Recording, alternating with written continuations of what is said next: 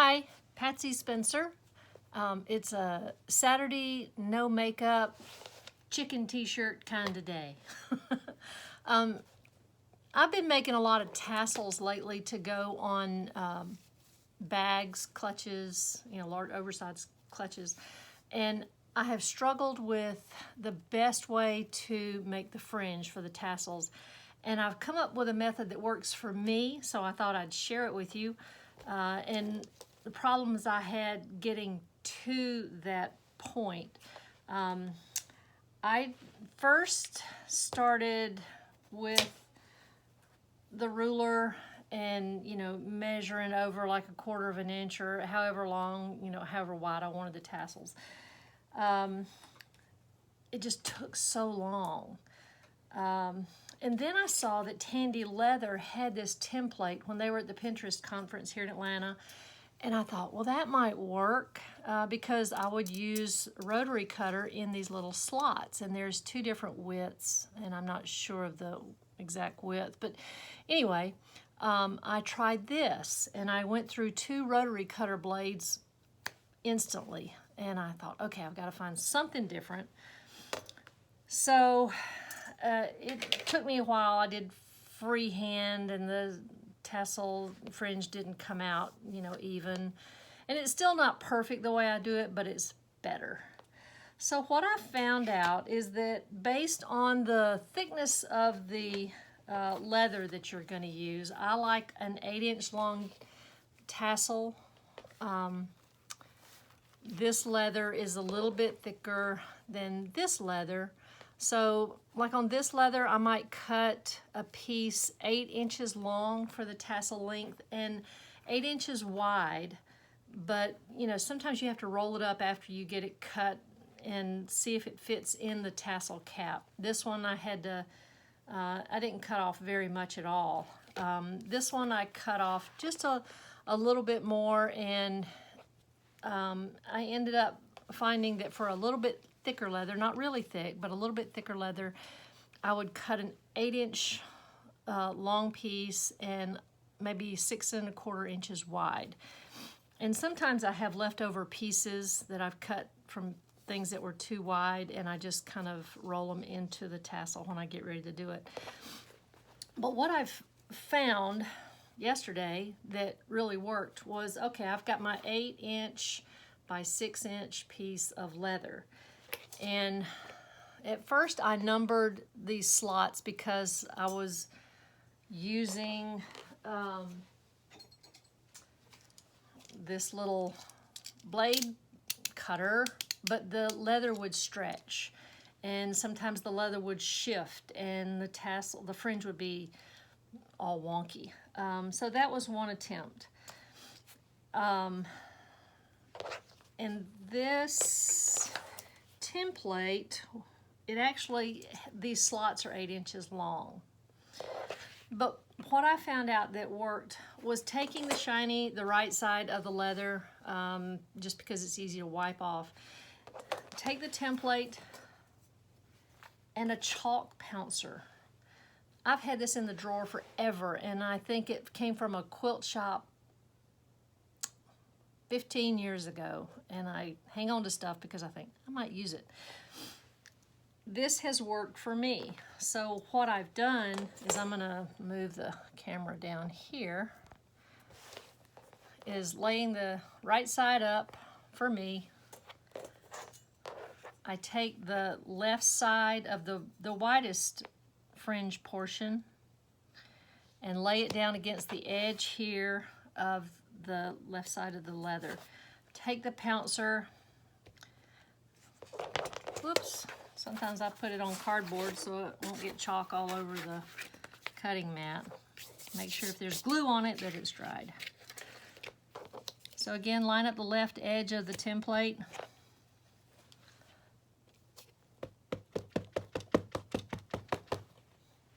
Makes a cloud of chalk. I lift it up, and I've got the lines. So now all I need to do is take my rotary cutter. Well, let me go ahead and just say that because I need, more than that one width, I line the left edge up with the last chalk mark.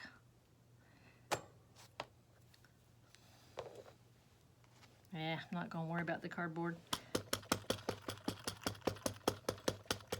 Pounce it again.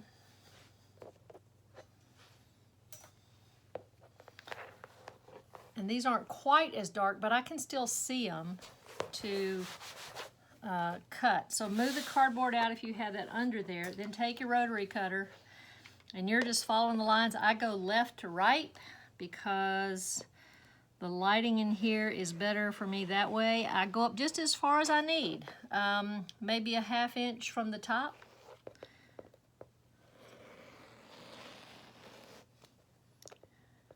And I just follow those little chalk lines.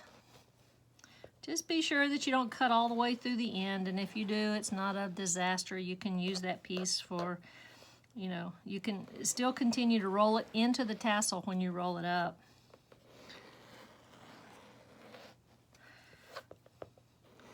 I'm gonna go ahead and roll all this up, or cut all this, and then, and be careful. You see my finger down there. I know many of us have cut ourselves on our rotary cutters. I've done the same thing.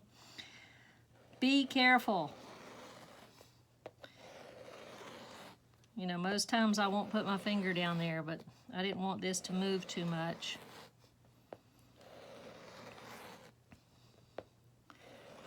And although the fringe is not perfect, it's better than anything I've tried so far. There was a tool that Tandy had that was about $50. It looked vicious, but you would put the leather under there, and these little teeth, you would pull the leather through there and it would cut your fringe all perfectly even, but I didn't have $50 that day to do anything like that with, so I thought, I'm gonna come home and think about this. And this came to me yesterday and has helped tremendously. So now I've got my fringe. Perfect for me. All right, now, because there's chalk on the right side, I just take a rag and wipe it off. No more chalk on there. I like Fabri-Tac. I had to cut the hole bigger because it took forever to get the glue out of there. And the glue will come out really fast because I've cut a really big hole. So you just have to be careful. Don't put it on too thick. Just up here at the top where it's not cut. And then I take a tassel cap. There's 2 holes in there that you drill and put screws in to hold it securely. I just squirt a little bit more glue inside the cap, just on one side without the holes. Lay it down.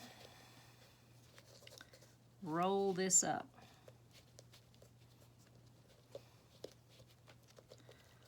This is all the time-consuming stuff that I wish I didn't have to do, but I want to show y'all how it worked for me.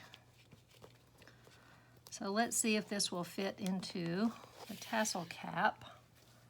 You see how it's rolled up? Ooh, perfect. So I put the raw edge on the back side of where the holes are and just push it up in there.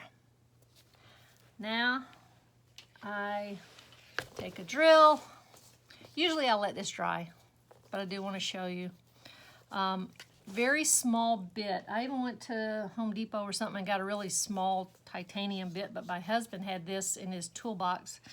So I just took the drill that he has and I try to go straight down as best I can.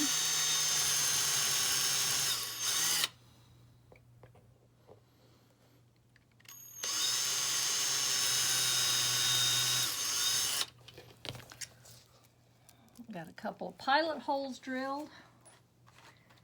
These tiny screws, really tiny. And a tiny Phillips head screwdriver. This is a hard part because sometimes these little bitty threads on the end of this little screw are gonna strip. it happens. So I just kind of get it started in there. And don't push too hard on the screw because you'll slip and it'll go right into your hand. Ask me how I know. I think I've made all the mistakes. If not, there's still opportunity. But I learned something, and I learned how to do it better. If they don't go in all the way and they get almost to the end, I take a pair of jewelry cutters and something that'll cut, you know, an end of a screw off, and I get really close. Just don't leave a raw edge that has, or an edge that has a sharp edge so nobody gets cut or scratched. And I tried, you know, the little screwdrivers that come with the eyeglass repair kits, but this is just too short. It wears your little fingers out. So you just make sure it's in there smooth enough when you can't feel it that way. There you go. Hope that helps.